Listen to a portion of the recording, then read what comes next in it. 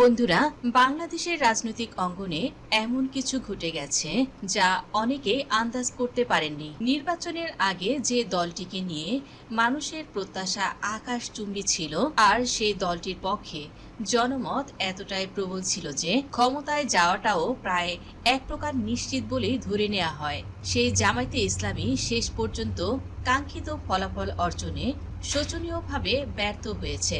ফলাফল যদিও খারাপ হয়নি, বরং অনেকের মতে অনেকটাই ভালো করেছে জামায়াত। কিন্তু যে পরিমাণ জনসমর্থন ছিল, যে হাইপ তৈরি হয়েছিল জামায়াতের মাঠে ময়দানে এবং সোশ্যাল মিডিয়ায়, তাতে এই ফলাফল কোনোভাবেই গ্রহণযোগ্য নয়। জনমনে প্রশ্ন উঠেছে, এত বিপুল সমর্থন থাকা সত্ত্বেও জামায়াত কেন ক্ষমতায় পৌঁছাতে পারল না? ব্যর্থতার দায় কার? এবং এই ব্যর্থতা কি শুধু বাইরের শত্রুদের কারণে, নাকি ভেতরের বেশ কিছু কারসাজি দলটিকে ধ্বংসের দ্বারপ্রান্তে নিয়ে এসেছে? খবর পাওয়া যাচ্ছে, নির্বাচনের পর থেকে যারা দলের পক্ষে মাঠে লড়েছেন, যারা সোশ্যাল মিডিয়ায় দিনরাত এক করে জামায়াতের হাইপ তৈরি করেছিলেন, তাদের অভিযোগ স্পষ্ট।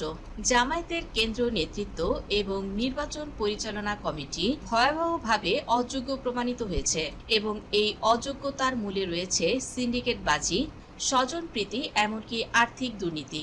গল্পটা যদিও শুরু হয়েছিল অনেক আশা নিয়ে। নির্বাচনের আগে জামায়াতের পক্ষে যে ঢেউ উঠেছিল তা বাংলাদেশের রাজনীতিতে বিরল।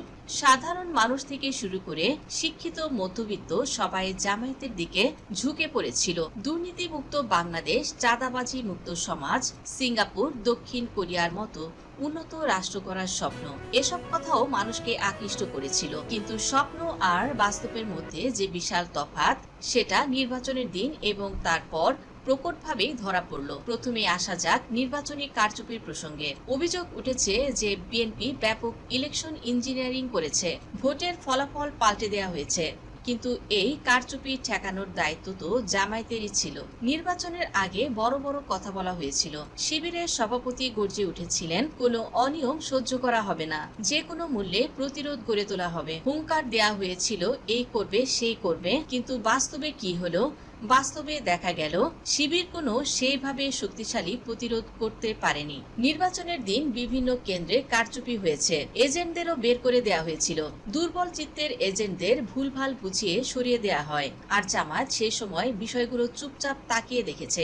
ঢাকা মহানগরীতে বিভিন্ন জায়গায় অতি ক্ষুদ্র ব্যবধানে জামায়াতকে হারিয়ে দেওয়া হয় কারচুপির মাধ্যমে। সেখানেও জামায়াতের পক্ষ থেকে কোনো কার্যকর পদক্ষেপ নেওয়া হয়নি। শুধু কারচুপি ঠেকাতে ব্যর্থতা নয়, আরো গভীর সমস্যা রয়েছে। নির্বাচনী প্রচারণার সময় বিএনপি জামায়াতের নারী কর্মীদের উপর হামলা চালিয়েছিল, বিভিন্ন জায়গায় সন্ত্রাসী কর্মকাণ্ড ঘটিয়েছে। কিন্তু জামায়াত এসবের বিরুদ্ধেও কোনো কার্যকর প্রতিবাদ জানাতে পারেনি। বিভিন্ন জায়গায় সন্ত্রাসী কর্মকাণ্ড ঘটিয়েছে, কিন্তু জামায়াত এসবের বিরুদ্ধে কোনো কার্যকর প্রতিবাদও জানাতে পারেনি, চুপচাপ সহ্য করে গেছে। এটা কি দলের শক্তির পরিচয়, নাকি অসহায়ত্বের? এবার আসা যাক সেই ঘটনায় যেটা নির্বাচনের মোড় ঘুরিয়ে দিয়েছিল বলে অনেকেই মনে করছেন। ঠাকুরগাঁও জেলা আমিরের টাকা ধরা পড়ার ঘটনা। জামায়াত বলেছিল এটা ব্যক্তিগত টাকা, গার্মেন্টস ব্যবসার টাকা। কিন্তু সত্যি কি তাই ছিল? ব্যক্তিগত গার্মেন্টস ব্যবসার টাকা কেউ বস্তা ভরে বিমানে করে কি নিয়ে যায়? এটা আসলে ছিল জামায়াতের কেন্দ্রীয় নির্বাচনী ফান্ডের টাকা। ৭৪ লাখ টাকা পোলিং এজেন্ট থেকে শুরু করে নির্বাচনে বিভিন্ন বৈধ খরচের জন্য এই অর্থ বরাদ্দ ছিল। জেলা আমির সেই টাকা নিয়ে যাচ্ছিলেন এবং ধরা পড়েছিলেন। কিন্তু প্রশ্ন হলো, এই ধরা পড়াটাই বা কেন হলো? কারণ নির্বাচন পরিচালনা কমিটির অবিশ্বাস্য রকমের অদক্ষতা। এই টাকা নির্বাচনের একদিন আগে ছাড়া হয়েছিল, অথচ এই টাকাগুলি বেশ আগেই পাঠানো উচিত ছিল। এক সপ্তাহ আগে বা ৪-৫ দিন আগে পাঠালে কোনো সমস্যাই হতো না। এছাড়া অল্প অল্প করে বহন করলে কারো নজরে পড়তো না। কিন্তু না, কেন্দ্রীয় নির্বাচনী পরিচালনা কমিটি শেষ মুহূর্তে বস্তা ভরে টাকা পাঠালো। জেলা আমির সে সময় অত্যন্ত বিব্রতকর পরিস্থিতিতে পড়লেন। আর সেই সময় বিএনপি এই ঘটনাকে পারফেক্টলি জামায়াতের বিরুদ্ধে ব্যবহার করতে সক্ষম হয়েছিল। সুইং ভোটারদের একটা বিরাট অংশ জামায়াত থেকে সরে গেল। পরাজয়ের ভিত্তিপ্রস্তর স্থাপিত হলো এই একটি ঘটনার মধ্য দিয়েই। এবার আসা যাক জামায়াতের মিডিয়া উইং প্রসঙ্গে। এক কথায় বলতে গেলে এর চেয়ে অদক্ষ মিডিয়া বিভাগ বাংলাদেশের কোনো রাজনৈতিক দলেই নেই। এনসিপি বরং তাদের চেয়ে ভালো কাজ করেছে। বরং হেফাজতে ইসলামের প্রেস রিলিজ জামায়াতের প্রেস রিলিজের চেয়ে কয়েকশো গুণ স্মার্ট। জামায়াতের যারা মিডিয়া হ্যান্ডেল করেন তাদের কথাবার্তার ধরন, উপস্থাপনা কোনো কিছুই আকর্ষণীয় নয়। বিএনপির প্রোপাগান্ডার বিরুদ্ধে তাৎক্ষণিকভাবে কি করতে হবে, কিভাবে পাল্টা আঘাত হানতে হবে, এসব কিছুই তারা সঠিক নিয়ম মতো করতে পারেননি। সবচেয়ে আশ্চর্যের বিষয় হলো জামায়াতের অফিসিয়াল সোশ্যাল মিডিয়া টিমের পারফরমেন্স। একজন ইন্ডিপেন্ডেন্ট জামায়াতপন্থী অ্যাক্টিভিস্ট একটা পোস্ট দিয়েছেন জামায়াতের পক্ষে। সেই পোস্ট যে পরিমাণ মানুষের কাছে পৌঁছেছে, জামায়াতের কেন্দ্রীয় অফিসিয়াল পেজ থেকে একই প্রোগ্রামের পোস্ট তার 1/3 মানুষের কাছেও পৌঁছাতে পারেনি। এটা কোন পর্যায়ের অযোগ্যতা! জামায়াতের অফিসিয়াল পিআর টিম কার্যত কিছুই করতে পারেনি। যারা জামায়াতের হাইপ তৈরি করেছেন এবং জামায়াতকে আকাশে তুলেছেন তারা ছিলেন সাবেক শিবির কর্মী এবং ইন্ডিপেন্ডেন্ট অ্যাক্টিভিস্ট। জামায়াতের অভ্যন্তরীণ যে স্বজনপ্রীতি এবং সিন্ডিকেট বাজেটে যে চিত্র উঠে আসছে তা রীতিমতো উদ্বেগজনক। রিয়েল এস্টেট ব্যবসায়ীদের থানা আমির বানানো হচ্ছে, জেলা আমিররা প্লট ফ্ল্যাট নিচ্ছেন। এসব অভিযোগ এখন আর চাপা নেই। ফান্ডের টাকা মেরে দেয়া হচ্ছে, ইয়ানতের টাকা আত্মসাৎ করা হচ্ছে। এসব কথা এতদিন কেউ বলতে সাহস পেতেন না, কারণ জামায়াতের অভ্যন্তরে একটা অলিখিত নিয়ম রয়েছে। সমালোচনা করলেই বলা হবে ফোরামে কথা বলেন, অর্থাৎ গোপনে আলোচনা করেন, প্রকাশ্যে বলবেন না। কিন্তু যারা এই কথা বলেন, অভিযোগ উঠেছে তারা নিজেরাই সিন্ডিকেটের সদস্য, তারা নিজেরাই স্বজনপ্রীতি করেন এবং দুর্নীতিতে জড়িত। গোপন ফোরামে আলোচনা করে কোনো সমাধান হয়নি, বরং হবেও না, যতক্ষণ পর্যন্ত না এসব বিষয়ে প্রকাশ্যে পত্রিকায় এবং ফেসবুকে আলোচনা না হবে, ততক্ষণ পর্যন্ত কোনো সমাধানই আসবে না।